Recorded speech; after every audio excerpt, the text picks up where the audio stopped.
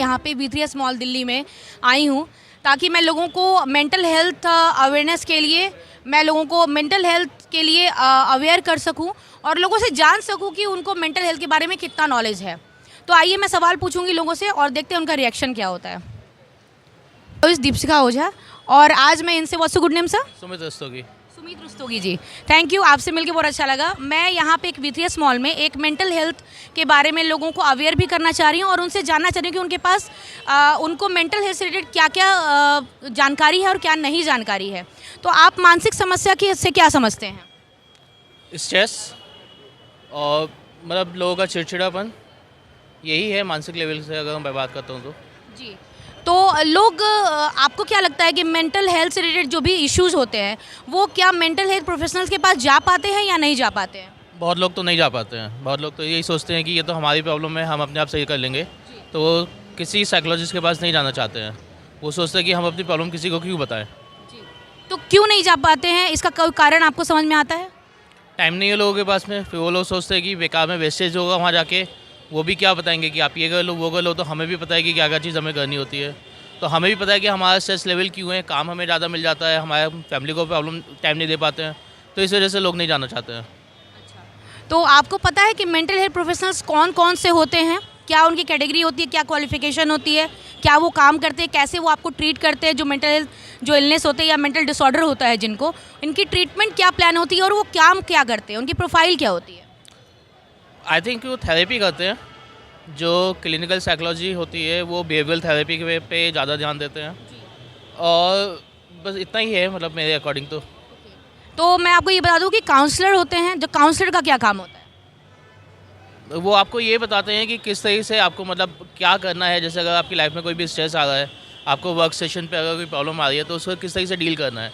वो आपको different ways बताते हैं कि हाँ आप इस चीज़ में अपना ध्यान लगाइए, इस चीज़ में अपना ध्यान लगाइए।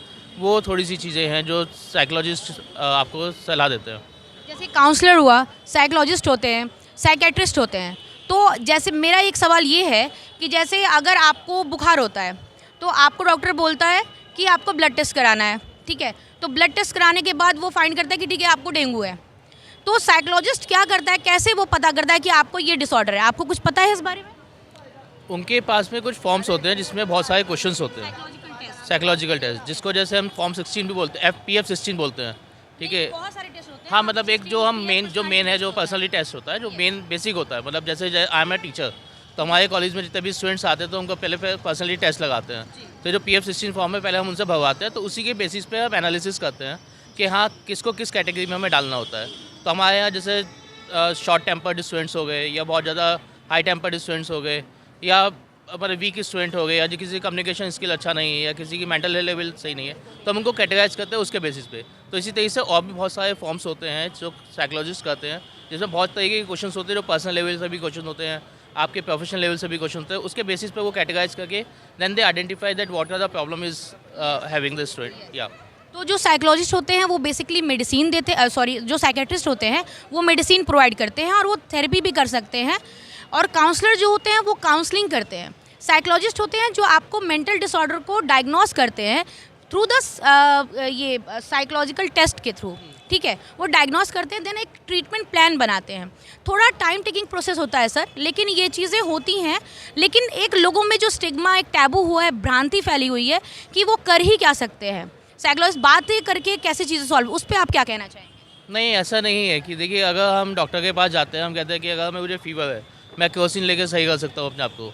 बट क्रोसिन एक वन टाइम ट्रीटमेंट है, बट उसके अंदर जो फैला हुआ है, जो मेरे अंदर इन्फेक्शन है, वो एक डॉक्टर ही बता सकता है। तो अगर मैं साइकोलॉजिस्ट के पास जाता हूँ या किसी साइकेट्रिस्ट के पास में जाता हूँ तो वो ठीक है मेरे को ट्रीटमेंट बता रहा है। परसेप्शन ये है लोगों की कि वो कुछ नहीं करेंगे, बट ये है कि जब आप उनके पास जाते हैं तो वो एक तरीके की साइकोलॉजी करते हैं, मतलब एक तरीके का वो आपको पूरा ट्रीटमेंट प्लान करते हैं। तो उसका बेनिफिट ऑब्वियसली कहीं ना कहीं होता ही है। तो आपको लगता है कि उनका बेनिफिट होता है लोगों को? डेफिनेटली उसका बेनिफिट होता है। आप अगर आसपास कोई मेंटल इलनेस किसी को है या मेंटल डिसऑर्डर आपको लगता है इनिशियल स्टेज में, तो उनको जाना चाहिए काउंसलर या मेंटल हेल्थ प्रोफेशनल? बिल्कुल, एक बात तो कम से कम जाना चाहिए उनको। Thank you so much. What's good name? मैं फिर से सुमित रस्तोगी। मुझे आप पे प्राउड है कि आपको इतनी नॉलेज है और सैल्यूट है आपको मेरी तरफ से। Thank you so much.